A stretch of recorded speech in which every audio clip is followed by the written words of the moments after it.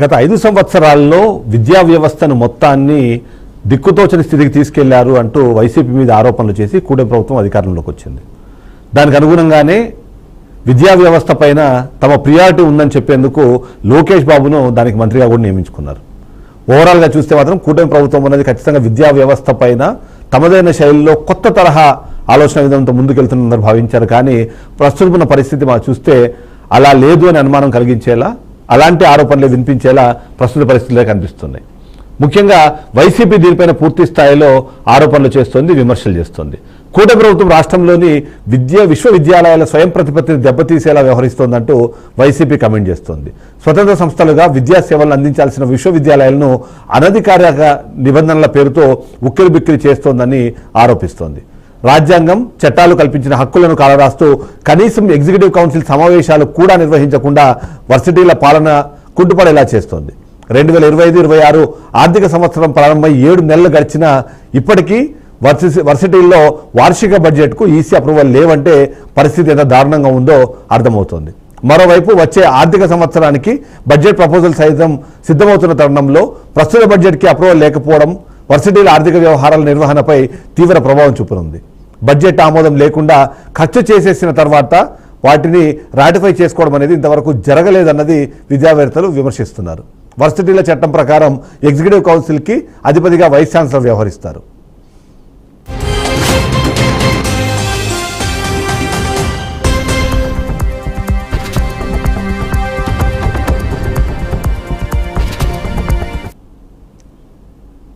ఓవైపు ఈసీ కౌన్సిల్కి సంబంధించిన ఇలాంటి ఆరోపణలు వినిపిస్తుంటే, మరోవైపు ప్రభుత్వం నుంచి ఉన్నత విద్యామండలి చైర్మన్, ఉన్నత విద్యాశాఖ కార్యదర్శి, ఆర్థిక కార్యదర్శి, కళాశాల విద్యాశాఖ కమిషనరు, డైరెక్టర్లతో పాటు వర్సిటీలోని ఆచార్యులు, పారిశ్రామికవేత్తలు, స్వచ్ఛంద సంస్థల వాళ్ళు, విద్యావేత్తలు సభ్యులుగా నామినేట్ అవుతారు. 3 నెలలకు ఒకసారి ఈసీ సమావేశం నిర్వహించాలనేది ప్రాథమిక నిబంధన. కూటమి ప్రభుత్వం వచ్చిన తర్వాత చట్టాలను కాలగర్భంలో కలిపేసిందన్నది వైసీపీ చేస్తున్న మరో ఆరోపణ. ఇక 17 నెలలుగా వర్సిటీల్లో పూర్తి స్థాయి ఈసీ సమావేశాలు నిర్వహించకుండానే కాలం గడిపేస్తోంది కూటమి ప్రభుత్వం. దీంతో వర్సిటీల్లో పాలన, ఆర్థిక వ్యవహారాల్లో ఇబ్బందులు ఎదురవుతున్నాయి. వాస్తవానికి అత్యవసరంగా తీసుకున్న నిర్ణయాలను రాటిఫై పేరుతో తర్వాత ఈసీ సమావేశాల్లో ఆమోదిస్తారు. కానీ కూటమి పాలనలో సాధారణ నిర్ణయాలను కూడా ఈసీ సమావేశాలు లేక రాటిఫై చేసుకోవడానికి వీలు కలగడం లేదనే మాట కూడా వినిపిస్తోంది. ఇక వర్సిటీల్లో కీలకంగా వ్యవహరించే రిజిస్ట్రార్ల నియామకం విషయంలోనూ ఈసీ ఆమోదం తప్పనిసరిగా ఉంటుంది.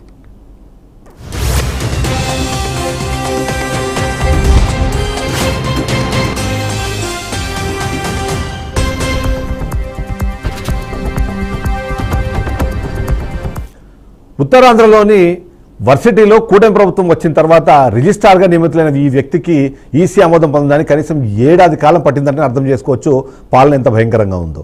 ఇంతలో ఆ వ్యక్తి కూడా మారిపోయారు. వీసీ మరొకరిని రిజిస్ట్రార్గా నియమించారు. అప్పటి నుంచి ఇప్పటి వరకు ఈసీ సమావేశం అనేదే జరగలేదు.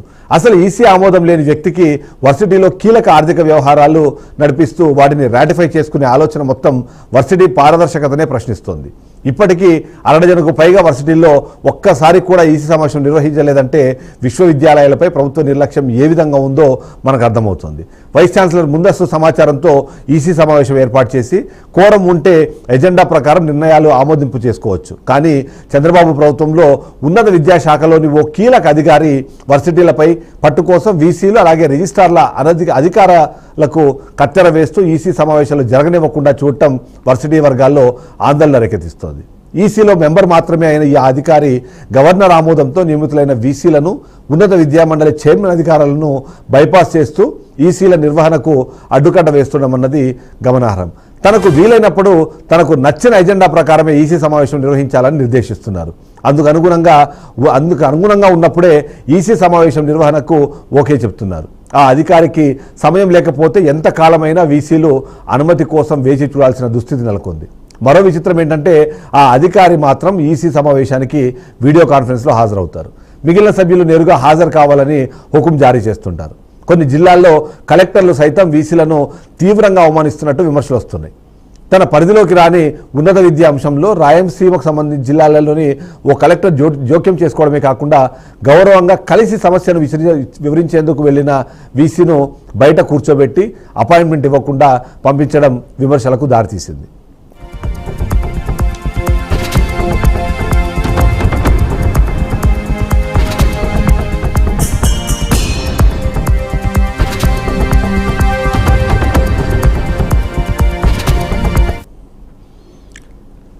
ఇక ఉన్నత విద్యాశాఖలో షాడోల పాలన నడుస్తోందనే ఆరోపణలు కూడా వినిపిస్తున్నాయి. విద్యాశాఖ మంత్రి అయిన లోకేష్ ఓఎస్డి ఒక షాడో మంత్రిగా వ్యవహరిస్తుంటే ఉన్నత విద్యాశాఖలోని కీలక అధికారికి ఎన్నడూ పాఠాలు చెప్పని ఓ సీనియర్ లెక్చరర్ అనుమతి లేని ఓ ఓఎస్డి పోస్టు సృష్టించుకొని షాడో పాత్ర పోషిస్తున్నారన్న ఆరోపణలు వినిపిస్తున్నాయి. ఈ ఇద్దరు షాడోల దెబ్బకి ఉన్నత విద్యా వ్యవస్థ వర్సిటీలు కుప్పకూలిపోతున్నాయి.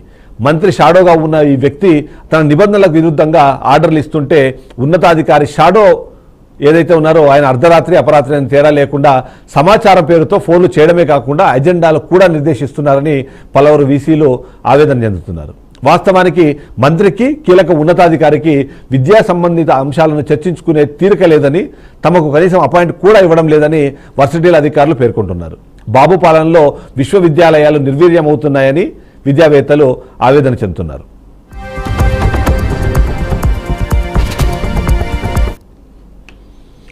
ఓవరాల్గా చూస్తే వర్సిటీలకు సంబంధించి గతంలో కూటమి అధికారంలో లేనప్పుడు ప్రతిపక్షంగా ఉన్నప్పుడు ఏవైతే ఆరోపణలు చేస్తూ వచ్చారో అంతకన్నా భయంకరమైన పరిస్థితి ప్రస్తుతానికి ఆంధ్రప్రదేశ్లో రాష్ట్రంలో నడుస్తోంది అన్నది వైసీపీ చేస్తున్న ఒక ఆరోపణ.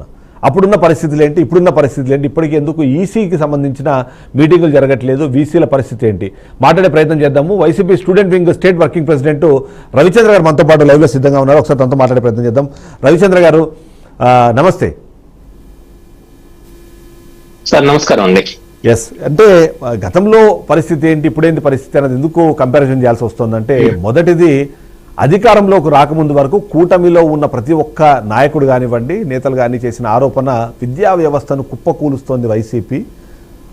ఎవరికైతే అర్హత లేదో వాళ్ళను కూడా వీసీలుగా నియమిస్తున్నారు, అంటే కోర్టులకు కూడా వెళ్ళిన పరిస్థితి ఉంది. సో ప్రస్తుత పరిస్థితి ఏంటి, ఇప్పుడు వీసీల నియామకాలు ఎలా జరుగుతున్నాయంటారు? మీరేమో ఓవైపు గతంలో నియమించిన వాళ్ళందరినీ కూడా భయపెట్టి భయభ్రాంతులకు గురి చేసి మరీ రాజీనామాలు చేయించారని ఒక ఆరోపణ చేశారు. ఏంటి ప్రస్తుత పరిస్థితి ఏంటి? సరే, ఇప్పుడు కూటమి నాయకులు డే 1 నుంచి అధికారం చేపట్టిన తర్వాత ఒక అబద్ధాన్ని పదే పదే ప్రచారం చేసి దాన్ని నిజమని నమ్మించడం కోసం విశ్వ ప్రయత్నం చేశారు.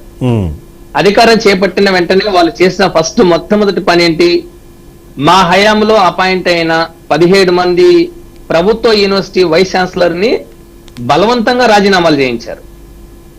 ఓకే, తిరిగి వాళ్ళని నియామకం చేయాల్సి వచ్చినప్పుడు ఏం చేశారు, దాదాపు ఇప్పుడు 1.5 సంవత్సరం గడుస్తుంది ఈ ప్రభుత్వం వచ్చిన తర్వాత. సంవత్సరం తర్వాత మొదట 7 యూనివర్సిటీలకి వీసీలని, ఆ తర్వాత 9 యూనివర్సిటీలకి వీసీలని నియామకం చేశారు. ఇది ఎప్పుడు 1.5 సంవత్సరం కాలం తర్వాత ఈ ప్రభుత్వం చేసింది. అంటే మా హయాంలో 17 మంది యూనివర్సిటీల వైస్ ఛాన్సలర్లు ఎవరు అని అంటే ప్యూర్లీ అకాడమిషియన్స్. వాళ్ళు అకాడమిక్ పరంగా చాలా అనుభవాలు ఉండి ఏ రాజకీయాలకు సంబంధం లేకుండా విద్యారంగంలో కృషి చేస్తున్న వాళ్ళని ఎంపిక చేసి జగన్మోహన్ రెడ్డి గారు మా హయాంలో 17 మంది యూనివర్సిటీలకి ఈ వైస్ ఛాన్సలర్ నియామకం చేస్తే, ఈ ప్రభుత్వం వచ్చిన తర్వాత ఒకేసారి వాళ్ళతో బలవంతంగా రాజీనామాలు చేయించి, బెదిరించి, భయాందోళన గురి చేసి రాజీనామాలు చేయించింది. రాజీనామా చేసి ఇప్పుడు 18 నెలలు అవుతుంటే 18 నెలల తర్వాత 16 యూనివర్సిటీలకి వైస్ ఛాన్సలర్ ని, అప్పుడు ఒక 7 మందిని, ఇప్పుడు ఒక 9 మందిని నియమించి మేము బ్రహ్మాండంగా చేస్తున్నామన్నారు. యూనివర్సిటీలని వైఎస్ఆర్సీపీ ప్రభుత్వం కొలాప్స్ చేసింది, మొత్తం నీరు గార్చింది వ్యవస్థలను అని చెప్పేసి పదే పదే పెద్ద ఎత్తున ప్రచారం చేశారు. ఒక్కటి కూడా వాళ్ళు నిరూపించలేకపోయారు. యూనివర్సిటీని బ్రహ్మాండంగా మా హయాంలో జగన్మోహన్ రెడ్డి గారు ముఖ్యమంత్రిగా ఉన్నప్పుడు ఏం చేశారు, ఎవరైనా వీసీ రిటైర్మెంట్ అయితే విత్-ఇన్ 1 వీక్ లోనే, ఒక వారం తిరక ముందే మొత్తము అకాడమిషియన్స్ ని ఎవరైతే ఉన్నారో సీనియారిటీ ఆధారంగా వీసీ పోస్టుల్ని భర్తీ చేశారు. ఈ ప్రభుత్వం రాజీనామాలు చేయించిన తర్వాత ఎంత కాలానికి వీసీని భర్తీ చేసింది? ఇప్పుడు వాళ్ళని చెప్పమనండి. కూటమి ప్రభుత్వానికి నిజంగా చిత్తశుద్ధి ఉంటే బలవంతంగా 17 మందిని రాజీనామా చేయించిన తర్వాత ఎన్ని రోజుల్లో వాళ్ళు వీసీల్ని అపాయింట్ చేశారు ఈ ప్రభుత్వం చెప్పాలి. వాళ్ళు సరిగ్గా నిర్వహణ లేకుండా వీసీల్ని అపాయింట్ చేయకుండా ఇప్పుడు ఏం చేస్తా ఉన్నారు, యూనివర్సిటీల్ని నీరు కారుస్తా ఉన్నారు, నిర్వీర్యం చేస్తా ఉన్నారు. యూనివర్సిటీల్లో ఇప్పుడు ఈ ప్రభుత్వం వచ్చి 18 నెలలు అవుతుంది. 1.5 సంవత్సరాల కాలంలో ఈ రాష్ట్రంలో ఉన్న విశ్వవిద్యాలయాల్లో అభివృద్ధి కోసం ఈ ప్రభుత్వం ఏం చేసింది? నిజంగా వాళ్ళని చెప్పమనండి. ఈ రాష్ట్ర విద్యాశాఖ మంత్రి నారా లోకేష్ గారు యూనివర్సిటీ వీసీలతో గాని, యూనివర్సిటీ రిజిస్ట్రార్లతో గాని, యూనివర్సిటీలో ఉన్న రెక్టార్లతో గాని సమావేశాలు నిర్వహించి మీ యూనివర్సిటీలకి రిక్వైర్మెంట్ ఏం కావాలి, వాట్ నెక్స్ట్ ఏం చేయాలి మనం అనేది ఏదన్నా వాళ్ళు ఫీడ్బ్యాక్ తీసుకున్న సమాచారం కానీ ఎక్కడైనా మనకు వచ్చిందా? ఎక్కడన్నా అధికారులతో సంప్రదింపులు కానీ చేశారా? కానీ ఇక్కడ ఈ ఒక రాష్ట్రంలో, ఇంట్రెస్టింగ్ పాయింట్ ఏంటంటే కూటమి అధికారంలోకి వచ్చిన తర్వాత మీరు చేస్తున్న ఆరోపణ గతంలో వాళ్ళు కూడా చేశారు. ఏమని వీసా ఏవైతే యూనివర్సిటీలు ఉన్నాయో వాటిని ఒక రాజకీయ పునరావాస కేంద్రాలుగా మారుస్తున్నారు. మీ పార్టీతో అంటకాగుతున్న ఎవరైతే పర్సన్స్ ఉన్నారో వాళ్ళని అకామిడేషన్లుగా పేర్లు పెట్టి మీరు వాళ్ళకి వీసీల పోస్టులు ఇచ్చారు అన్నది అప్పుడు చేసిన ఆరోపణ. మీరు ఇప్పుడు అదే తరహా ఆరోపణ చేస్తున్నారు. నేను ఇందాక మొట్టమొదటి చెప్పానండి, జగన్మోహన్ రెడ్డి గారు ఖచ్చితంగా ఎవరైతే అకాడమిషియన్స్ ఉన్నారో అకాడమిషియన్స్ మాత్రమే వీసీలుగా అపాయింట్ చేశారు. వాళ్ళకి చాలా పూర్వ అనుభవం ఉంది, విద్యారంగంలో విశేషమైన నాలెడ్జ్ ఉంది, విశేషమైన కృషి చేశారు. వాళ్ళందరినీ ఎంపిక చేసి సెర్చ్ కమిటీలు వేసి సెర్చ్ కమిటీల్లో ఒక 3 పేర్లని ప్రతిపాదనగా తీసుకొని వాళ్ళందరి బ్యాక్గ్రౌండ్ ని పరిశీలించి అందులో ఒకరి పేరుని ఎంపిక చేసి దాన్ని గవర్నర్ గారికి పంపించి గవర్నర్ గారి ద్వారానే ఎంపిక చేసిన చాలా పారదర్శకంగా వీసీల నియామకాన్ని ఈ ప్రభుత్వం మా ప్రభుత్వంలో చేశారు. కానీ ఈ ప్రభుత్వం వచ్చాక ఏం చేశారు? ఇప్పుడు మా మీద పదే పదే బురద చల్లారు. ఈ ప్రభుత్వం ఏం చేసింది? 17 మందితో రాజీనామా చేసి మీరు ఎంతకాలానికి వాటిని భర్తీ చేశారు? ఎంతకాలానికి భర్తీ చేయడం కోసం మీరు ఇన్ని రోజులు ఎందుకు టైం తీసుకున్నారు? యూనివర్సిటీని గాడిన పెట్టామని మీరు చెప్పారు కదా. అంటే మా హయాంలో బ్రహ్మాండంగా మేము చేస్తే కొలాప్స్ అయిందని మీరు అబద్ధాలు పదే పదే వల్లించి తిరిగి గాడిన పెడతామనే పేరుతోటి 17 మందిని రాజీనామాలు చేయించి సంవత్సరాల కాలం తర్వాత మీ ప్రభుత్వం ఏం చేసింది? కూటమి ప్రభుత్వం ఈ రోజు ఉన్న యాప్సీలో ఆంధ్రప్రదేశ్ ఉన్నత విద్యా మండలి కౌన్సిల్ ఉన్నత విద్యా మండలిలో తర్వాత ప్రిన్సిపల్ సెక్రటరీ పేషీలో అంటే సచివాలయంలో మీరు షాడోల్ని ఏర్పాటు చేసుకొని షాడోల పరిపాలన ఈ రోజు యూనివర్సిటీలో జరుగుతుంది. ఓఎస్డీల్ని మీరు లోకేష్ గారి ఓఎస్డి ఇటు కోన శశిధర్ ఓఎస్డి ఇద్దరు ఒక షాడోలుగా మారి యూనివర్సిటీలో వీసీలు అజమాయిషీ చేస్తున్నారు. యూనివర్సిటీలో వీసీలు ఎవరు? యూనివర్సిటీ రిజిస్ట్రార్లు ఎవరు? వాళ్ళ అకాడమిషియన్స్, వాళ్ళకి చాలా అనేక అనుభవాలు ఉన్నాయి. వాళ్ళని మానిటరింగ్ పేరుతోటి మీరు అర్ధరాత్రి ఫోన్లు చేసి ఈ ఎజెండాలు ఏంటి, అదేంటి, ఇదేంటి అని నానా రకాలుగా మీరు ఇబ్బందులు గురి చేస్తుంది మీ ప్రభుత్వం కాదా? మీ షాడో ఓఎస్డీలు కాదా? కానీ ఆరోపణ మాత్రమే ఆధారాలు ఉన్నాయి. ఇప్పటివరకు అంటే వీసీలు ఎవరు బయటకు వచ్చి మాట్లాడలేదు. సో వైసీపీ యూజువల్లీ కూడా ఆరోపణలు చేస్తుంది అనే మాటతో కొట్టేసే ప్రయత్నం చేస్తున్నారు. మరి వీసీలు దీని గురించి ఎందుకు మాట్లాడలేదు అంటారు బయటకు వచ్చి? అంటే వీసీలకి కొన్ని పరిమిత అధికారాలు ఉంటాయి. వీసీలు ప్రభుత్వాన్ని ఎదిరించి మాట్లాడలేరు, ప్రభుత్వానికి వ్యతిరేకంగా మాట్లాడలేరు. వాళ్ళు విత్ ఇన్ కొన్ని లిమిట్స్ బౌండరీస్ లో ఉంటారు. దాన్ని అర్థం చేసుకోవాల్సింది ప్రభుత్వమే. ఇప్పుడు ప్రభుత్వం అర్థం చేసుకోవడం లేదు. 18 నెలలు అవుతుంది. ఈ రాష్ట్ర విద్యాశాఖ మంత్రి నారా లోకేష్ గారు ఎన్నిసార్లు విశ్వవిద్యాలయాలు సందర్శించారు? ఎన్నిసార్లు విశ్వవిద్యాలయ అధికారులతో మాట్లాడారు? నిన్నగాక మొన్న విఐటి యూనివర్సిటీకి వెళ్ళారు. అది ప్రైవేట్ యూనివర్సిటీ. మీరు ప్రభుత్వ యూనివర్సిటీకి ఎందుకు రారు? నారా లోకేష్ గారు ప్రభుత్వ యూనివర్సిటీ విద్యార్థులతో మీరు ఎందుకు మాట్లాడారు? ప్రభుత్వ యూనివర్సిటీలతో అధికారులతో మీరు ఎందుకు సమావేశాలు నిర్వహించరు అని మేము ప్రశ్నిస్తున్నాం. దానికి సమాధానం చెప్పాలి. మీరు విఐటి యూనివర్సిటీకి వెళ్తే పిల్లలు అడిగారు, మాకు రియంబర్స్మెంట్ రావడం లేదు, మీరు ఎందుకు ఇవ్వడం లేదు? ఈ ప్రభుత్వం జగన్మోహన్ రెడ్డి గారి హయాంలో మాకు 30% సీట్లు ఇక్కడ ఉచితంగా ప్రైవేట్ యూనివర్సిటీలకు ఇచ్చారు. మేము ప్రైవేట్ యూనివర్సిటీలో విఐటిలో చదువుతున్నాం, మాలాంటి పిల్లలకి మీరు ఎందుకు ఫీజు రియంబర్స్మెంట్ ఇవ్వడం లేదని ఆ పిల్లలు ప్రశ్నిస్తే మాట దాటవేసి ఆయన వెళ్ళిపోయారు. ఈరోజు ప్రభుత్వ యూనివర్సిటీల్లో విద్యార్థులకి రియంబర్స్మెంట్ రావడం లేదు, సరిగ్గా భోజనం పెట్టడం లేదు హాస్టల్ పిల్లలకి. అదేవిధంగా యూనివర్సిటీలని నిర్వహణ, యూనివర్సిటీలకి తలకాయ లాంటిది ఈసీ. అలాంటి ఎగ్జిక్యూటివ్ కౌన్సిల్ సమావేశాలు ఈ ప్రభుత్వం 18 నెలల కాలంలో ఎందుకు జరపడం లేదు? ఫైనాన్స్ క్లియరెన్స్ కోసం అంటే బడ్జెట్ ను ఆమోదించడం కోసం నామమాత్రంగా మీరు పాలక మండల సమావేశాలు ఏర్పాటు చేసి తూతూ మంత్రంగా ఫైనలైజ్ చేసేసి మేము ఈసీ సమావేశాలు నిర్వహించాం, బడ్జెట్ అప్రూవల్ వచ్చిందనే పేరుతోటి మీరు వీసీలు కూడా బైపాస్ చేసి భయపెట్టి ఈ ప్రభుత్వం చేస్తున్న తంతేంటి? చాలా దుర్మార్గంగా వ్యవహరిస్తుంది. యూనివర్సిటీల్లో కానీ ఈసీ ఎన్నిసార్లు సంవత్సరానికి ఎన్నిసార్లు జరగాలి, ఇప్పుడు ఎన్నిసార్లు జరుగుతోంది? మీరు చెప్పిన దాని ప్రకారం చాలా చోట్ల అసలు అది ఇది అవ్వట్లేదు అన్న విషయం కూడా చెప్పే ప్రయత్నం చేస్తున్నారు. ఏంటి అసలు ఎన్ని జరుగుతున్నాయి మీకున్న సమాచారం ప్రకారం? సార్, పాలక మండలి సమావేశాలు సంవత్సరానికి 4 సార్లు జరగాలి. ఈ 4 సార్లు జరిగే సమావేశాల్లో మొత్తం ఫస్ట్ మొట్టమొదటి మీటింగు యూనివర్సిటీల అభివృద్ధి కోసం ఏం చేయాలి, ఆ తర్వాత యూనివర్సిటీకి బడ్జెట్ ఎంత అవుతుంది, బడ్జెట్ ఎలోకేషన్ కోసం ఎంత బడ్జెట్ ఆమోదించాలి మనం అనే ప్రతిపాదన 2వ సమావేశంలో రావాలి. 3వ సమావేశంలో యూనివర్సిటీలకు సంబంధించిన ఫ్యాకల్టీ ఎవరైతే ఉన్నారో ఫ్యాకల్టీ మనకి నీడ్ ఏముంది, దాన్ని మనం ప్రభుత్వం దృష్టికి ఎలా తీసుకెళ్లాలి అని వాళ్ళు మాట్లాడాలి. ఇవన్నీ చేయకుండా ఈ రోజు యూనివర్సిటీల్లో పనిచేస్తున్న టీచింగ్ నాన్ టీచింగ్ ఫ్యాకల్టీకి కూడా సాలరీస్ ఇవ్వలేని ఒక దుస్థితిలో ఈ ప్రభుత్వం ఉంది. ఓకే, సంవత్సరానికి 4 సార్లు ఈసీ సమావేశాలు జరపాలి. ఈ ప్రభుత్వం వచ్చి 1.5 సంవత్సరాలు అవుతుంది. ఎన్నిసార్లు సమావేశం చేశారు, ఎన్నిసార్లు బడ్జెట్ గురించి మాట్లాడారు, ఎన్నిసార్లు యూనివర్సిటీ అభివృద్ధి గురించి మాట్లాడారు, ఎన్నిసార్లు ఖాళీ పోస్టుల మీద మన ప్రభుత్వానికి రిక్వైర్మెంట్ మనం ఏం పంపించాలి అనేది ఎన్నిసార్లు ఈసీలు ఆమోదించాయి. అంటే మీరు సమావేశాలు నిర్వహించరు, అధికారుల ఫీడ్బ్యాక్ తీసుకోరు, ఆ హాస్టల్స్ నిర్వహణ ఎలా ఉందనేది మీరు పరిశీలించరు, అదేవిధంగా యూనివర్సిటీ అభివృద్ధి కోసం మనం ఏం చేయాలని పరిశీలించరు. ఈ రోజు వాళ్ళు చెప్తా ఉన్నారు, మా ప్రభుత్వంలో 5 లక్షల మంది విద్యార్థులకి సర్టిఫికెట్లు ఎడెక్స్ కంపెనీ మైక్రోసాఫ్ట్ ద్వారా ఎంఓయూ చేసుకొని దానికి 100 కోట్ల రూపాయలు కేటాయించి జగన్మోహన్ రెడ్డి గారు హైయర్ ఎడ్యుకేషన్ కౌన్సిల్ ద్వారా 5 లక్షల మంది విద్యార్థులకు సర్టిఫికెట్లు ఇచ్చారు, ఆన్లైన్ కోర్సులు నిర్వహించి. ఈ ప్రభుత్వం వచ్చి 1.5 సంవత్సర కాలం అవుతుంది. ఈ సంవత్సరన్నర కాలంలో ఏ కంపెనీతో ఎంఓయూ చేసుకున్నారు, ఎంతమందికి సర్టిఫికెట్లు ఇప్పించారు, ఎన్ని ఆన్లైన్ కోర్సులు నిర్వహించారు అనేది ప్రభుత్వం చెప్పాలి. ఇప్పుడు ఆన్లైన్ కోర్సులు ఎత్తేసారు యూనివర్సిటీల్లో.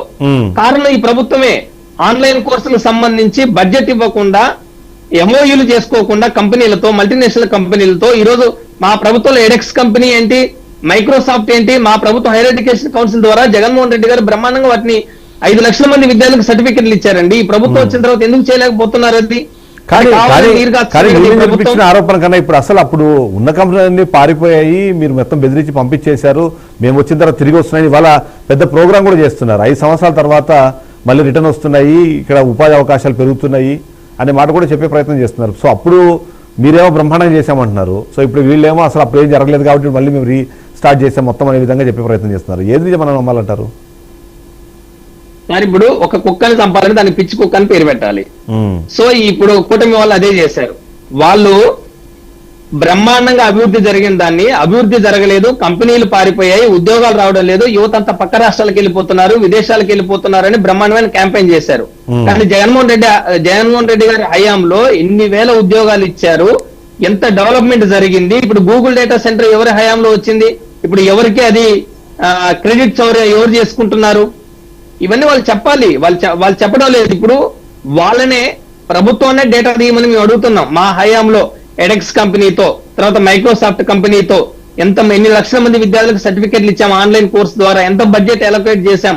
వాళ్ళని ప్రభుత్వం డేటా అంతా వాళ్ళ దగ్గరే ఉంటుంది కదా, డేటా బయటకు తీయమని మేము అడుగుతున్నాం. మేము కొత్తగా చెప్పేది కాదు. వాళ్ళు నిందలేయడము, ప్రచారం చేయడము, విషయాన్ని డైవర్షన్ చేయడము, డైవర్షన్ పాలిటిక్స్ పేరుతోటి ఇష్టం వచ్చినట్టు వ్యవహరించడము.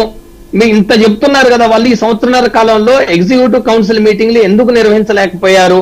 ఎగ్జిక్యూటివ్ కౌన్సిల్ ద్వారా మొత్తం యూనివర్సిటీలకి కావాల్సిన అభివృద్ధి గాని, యూనివర్సిటీలకు సంబంధించిన విషయాలు గాని, యూనివర్సిటీ నిర్వహణ గాని దానికి సంబంధించిన ఫీడ్బ్యాక్ తీసుకోవాలి కదా, ఎందుకు తీసుకోలేదు ఈ ప్రభుత్వం అని మేము ప్రశ్నిస్తున్నాం. దానికి సమాధానం చెప్పాలి. వాళ్ళు సమాధానం చెప్పకుండా విషయాన్ని డైవర్ట్ చేసి అసలు విషయాన్ని మరుగున పరిచి ఇష్టం వచ్చినట్లు మీ హయాంలోని ఇదంతా జరిగిందని ఒక ఆరోపణలతోటి, కేవలం నిర్ధారణ కాకుండా ఆరోపణలతోటి ఈ రోజు ప్రభుత్వం విషయాన్ని పక్కదారి పట్టించే ప్రయత్నం చేస్తున్నారు. నారా లోకేష్ గారు విద్యాశాఖ మంత్రి అయిన తర్వాత స్కూల్ ఎడ్యుకేషన్ లో కూడా half yearly, quarterly, slip test ఈ ఎగ్జామ్స్ SA1, FA1 ఎగ్జామ్స్ కూడా ప్రశ్నపత్రాలు లీకేజ్ అయ్యాయండి. ప్రశ్నపత్రాలు కూడా లీకేజ్ అయ్యాయి. సరిగ్గా నిర్వహించలేదు. ఏమొస్తుందంటే అవేమి కాంపిటేటివ్ ఎగ్జామ్స్ ఏం కాదు కదా. కాంపిటేటివ్ ఎగ్జామ్స్ కాకపోయినా పిల్లల్లో సృజనాత్మక శక్తిని వెలికి తీయాలంటే ఎగ్జామ్ లాగానే నిర్వహించాలి. మాస్ కాపింగ్ నిర్వహించకూడదు, ప్రశ్న పత్రాలు లీకేజ్ చేయకూడదు. ఇది ఏ ప్రభుత్వం అయినా, ఎవరికైనా, ఏ విద్యాశాఖ మంత్రికైనా, ఏ అధికారికైనా ఇది తెలుస్తుంది. కానీ ఎందుకు చేయలేకపోయారు? ఈ రోజు ఈ రాష్ట్రంలో 4 యూనివర్సిటీలో వీసీ పోస్టులు ఖాళీగా ఉన్నాయి. 1 SK university, 2 Tanguturi Prakasam university, 3 RJUKT, 4 ద్రవిడ యూనివర్సిటీ. ఈ 4 యూనివర్సిటీలు ఇన్ఛార్జి పాలనలో కొనసాగుతున్నాయి. ఇప్పటి వరకు రెగ్యులర్ వీసీలని ఈ ప్రభుత్వం అపాయింట్ చేయలేదు. ఎందుకు చేయలేదు? సంవత్సరన్నర అవుతుంది. ఇంకొక 3.5 సంవత్సరాలు అయితే ఈ ప్రభుత్వం పరిపాలన పూర్తవుతుంది. మరి ఇన్ఛార్జీల పాలనలో ఉన్న యూనివర్సిటీలకి, అంటే రెగ్యులర్ యూనివర్సిటీల వీసీలు ఉన్నప్పుడే ఎగ్జిక్యూటివ్ కౌన్సిల్ సమావేశాలు జరగడం లేదు. ఇప్పుడు 4 యూనివర్సిటీల వీసీలు లేరు. మరి ఎగ్జిక్యూటివ్ కౌన్సిల్ సమావేశాలు ఎలా జరుగుతాయి? వాళ్ళు ఎందుకు జరపడం లేదంటే, ఈ రాష్ట్రంలో ఉన్న అన్ని యూనివర్సిటీలో పాలక మండలన్నీ మా వైఎస్ఆర్సీపీ జగన్మోహన్ రెడ్డి గారి హయాంలో ఏర్పాటు చేసిన పాలక మండళ్ళు. ఈ పాలక మండలిల సమావేశాలు నిర్వహించడానికి ప్రభుత్వం సుముఖంగా లేదు. ఈ ప్రభుత్వం సిద్ధంగా లేదు. ఈ పాలక మండలి సమావేశాలు నిర్వహిస్తే యూనివర్సిటీల్లో ఈ ప్రభుత్వం చేస్తున్న అరాచకాలన్నీ బయటకు వస్తాయి. ఈ ప్రభుత్వం నిర్వహిస్తున్న చాలా దుర్మార్గాలు బయటకు వస్తాయి. అందరూ ప్రశ్నిస్తారు. వాటిలో ఉండే వాళ్ళంతా ఎవరు? విద్యావేత్తలు ఉంటారు, ప్రొఫెసర్లు ఉంటారు, మేధావులు ఉంటారు. వీళ్ళందరూ ప్రభుత్వాన్ని ప్రశ్నిస్తారు. అంటే ప్రభుత్వ లుసుగులన్నీ బయటకు వస్తాయనే ఒక భయాందోళనతో ఈ ప్రభుత్వం నిర్వహించడం లేదు. రెండవది, ఈ రాష్ట్రంలో ఉన్నత విద్యాశాఖలో ఏం జరుగుతుంది? ఉన్నత విద్యాశాఖ మంత్రి, ఉన్నత విద్యాశాఖ ఎవరైతే ఉన్నారో ఏపీఎస్సీహెచ్ యాప్సీ ఉంది. ఈ యాప్సీ చైర్మన్ కి కోనా శశిధర్ ప్రిన్సిపల్ సెక్రటరీకి మధ్య విపరీతమైన గ్యాప్స్ పెరిగాయి. ఉన్నత విద్యాశాఖ పేషీలో ఉన్న ఓఎస్డి ఇక్కడ యాప్సీని మీద పెత్తనం చేస్తా ఉంటాడు, అజమాయిషీ చెలాయిస్తాడు, అధికారాలు చెలాయిస్తాడు. ఉన్నత విద్యాశాఖలో ప్రిన్సిపల్ సెక్రటరీ ఓఎస్డి గా ఉన్న కళ్యాణ్ అనే ఒక అధికారి, ఆయన ఒక పాలిటెక్నిక్ కాలేజీలో ప్రొఫెసర్, ఆయన లెక్చరర్. ఆయన పాఠాలు మానేసి ఓఎస్డి పేషీలో కూర్చొని ఈ రాష్ట్రంలో ఉన్న అన్ని యూనివర్సిటీలలో పెత్తనం చేస్తాడు. అసలు వీసీలు ఎవరండి? ఈ రాష్ట్రంలో నియామకమైన వీసీలంతా ఎవరు? వాళ్ళంతా పెద్ద పెద్ద విద్యావేత్తలు. వాళ్ళు హైయర్ ఎడ్యుకేషన్ చేసి వాళ్ళు బ్రహ్మాండంగా అకాడమిక్స్ తెలిసిన వాళ్ళు, అకాడమిషియన్స్. ఈ అకాడమిషియన్స్ ని పెత్తనం చేస్తే చెలాయించేది ఎవరు? వాళ్ళ మీద అధికారాలు చెలాయించేది ఎవరు? ప్రిన్సిపల్ సెక్రటరీ పేషీలో ఉన్న ఓఎస్డి. అసలు ఓఎస్డి పాఠాలే చెప్పడు. ఇక్కడ ఓఎస్డి గారి సచివాలయం పేషీలో కూర్చొని ఆర్డర్లు చేసి ఇష్టం వచ్చినట్టు మాట్లాడి ట్రాన్స్ఫర్లు జరగాలన్నా సమావేశాలు జరపాలన్నా, ఏ అధికారి యూనివర్సిటీలో ఏం చేయాలన్నా ఈ రోజు ప్రిన్సిపల్ సెక్రటరీ పేషీలో కూర్చున్న ఓఎస్డి కన్సర్నల్లోను, తర్వాత నారా లోకేష్ గారి ఓఎస్డి వెంకటరమణ గారు ఉన్నారు. ఆయన ఆర్డర్ ప్రకారమే ఈ రాష్ట్రంలో జరుగుతుంది. చాడోల పాలన యూనివర్సిటీలో జరుగుతుంది క్లియర్ గా.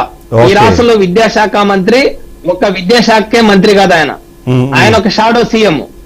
ఈ రాష్ట్రంలో జరుగుతున్న అన్ని శాఖలకు ఆయనే ముఖ్యమంత్రిగా ఒక షాడో సీఎం లాగా వ్యవహరిస్తా ఉన్నాడు. తండ్రి సీఎం కాబట్టి కొడుకు కూడా సీఎం లాగానే ఫీల్ అవుతా ఉన్నాడు. అందుకని ఆయన శాఖను వదిలేసి ఈ రాష్ట్రంలో ఉన్న అన్ని శాఖల మీద అజమాయిషి అధికారాలు చెలాయిస్తా ఉన్నారు. ఈ రాష్ట్రంలో ఉన్న యూనివర్సిటీలు అనేక సంవత్సరాలుగా, అనేక దశాబ్దాలుగా స్వయం ప్రతిపత్తి కలిగిన ఒక విద్యా సంస్థలుగా ఉన్నాయి. ఒకసారి మీ ఫైనల్ గా టైం కన్క్లూడ్ అవుతుంది, మనం కన్క్లూడ్ చేద్దాము. సో మీ డిమాండ్స్ ఏంటి? ఇప్పుడైతే మీరు అన్నట్టుగా మొత్తం అక్కడ పాలన లేదంటున్నారు, మీరు మొత్తం అంతా నిర్వీర్యమైపోతుంది అనుకున్న నేపథ్యంలో, సో ఏంటి ఫైనల్ గా మీ డిమాండ్ ఏంటి? ఏం జరగాలంటారు? యూనివర్సిటీలని ప్రక్షాళన చేయాలి. నెంబర్ 1, ఒకటి ఖాళీ పోస్టులు మొత్తం భర్తీ చేయాలి. ఈ రాష్ట్ర ప్రభుత్వానికి చిత్తశుద్ధి లేదు. బీసీ పోస్టుల దగ్గర నుంచి రిజిస్ట్రార్ పోస్టులు, అసిస్టెంట్, అసోసియేట్ ప్రొఫెసర్ల నియామకం చేయాలి. అది ఈ ప్రభుత్వం చేయాలి. ఇదంతా చేయాలంటే ముందు యూనివర్సిటీ పాలక మండల సమావేశాన్ని ప్రభుత్వం వేయాలి.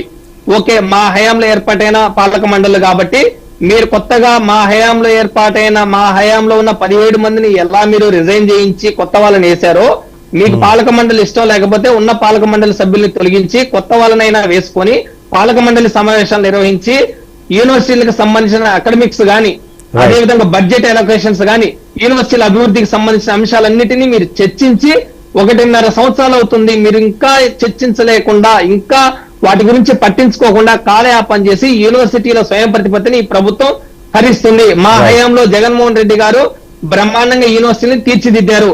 మీరు ఈ కూటమి ప్రభుత్వం చాలా క్లియర్ కట్ గా యూనివర్సిటీల్ని తన రాజకీయ కేంద్రాలుగా, రాజకీయ కార్యకలాపాల కోసం ఉపయోగించుకుంటుంది.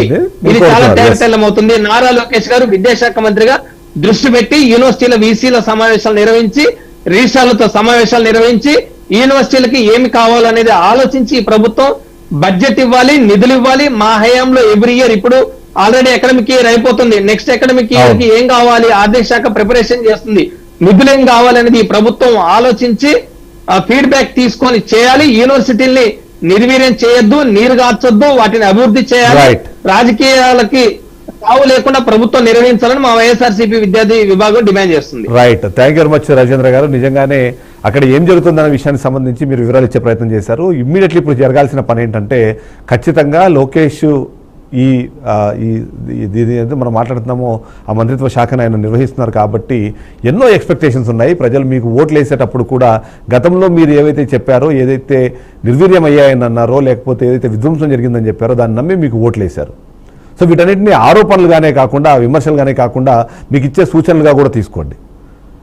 ఆర్థిక శాఖను, మిగిలిన శాఖలు ఏవైనా సరే అవి చేసే నష్టానికన్నా విద్యాశాఖలో జరిగే నష్టం ఏదైతే ఉందో అది భవిష్యత్తునే పూర్తిగా అంధకారంగా చేస్తుంది. ఒకరిద్దరు కాదు, లక్షలాది మంది స్టూడెంట్స్ అందరి జీవితాలు కూడా ఇవి అంధకారంలోకి వెళ్ళే అవకాశం ఉంది. కాబట్టి అటువైపుగా దృష్టి సారించాల్సిన అవసరం అయితే ఖచ్చితంగా ఉంది. షాడోల పాలన అన్నా, లేకపోతే సంబంధం లేని వ్యక్తులు వీటిలో ఇన్వాల్వ్ అవుతున్నారని తెలిసినా సరే వాటిని కట్టడి చేయాల్సిన బాధ్యత కూడా మంత్రికి ఉంటుంది. ఓవైపు కూటమి ప్రభుత్వం అధికారంలోకి వచ్చినప్పుడు గత ప్రభుత్వ హయాంలో జరగని ఒక అభివృద్ధిని ప్రజలు ఎక్స్పెక్ట్ చేశారు. గతంలో జరిగిందనుకున్న ఆ విధ్వంసమో లేకపోతే ఇంకోటో అని మీరు ఏదైతే ప్రచారం చేస్తూ వచ్చారో అది జరగకూడదని కోరుకున్నారు. కాబట్టి నిజంగా మీకు చిత్తశుద్ధి ఉంటే ఇవన్నీ చేయండి అని అంటున్నారు. విద్యార్థులతో పాటు విద్యాలయాలకు సంబంధించిన భవిష్యత్తు మొత్తం వాళ్ళ చేతుల్లో ఉంటుంది. కాబట్టి చేయాల్సిన మార్పులు చేర్పులు మీరు తొందరగా చేసుకునైనా పర్లేదు, వాటన్నింటినీ కూడా మరొకసారి గాడిన పెట్టాలని చెప్పి అందరూ కోరుకున్న నేపథ్యంలో ఇదే మా మెసేజ్గా కూడా బీఆర్కే న్యూస్ లోకేష్కి చెప్తోంది. ఇది వాళ్ళ స్పెషల్ షో. నెక్స్ట్ షోతో మళ్ళీ కలుద్దాం. Stay tuned to BRK news Telugu.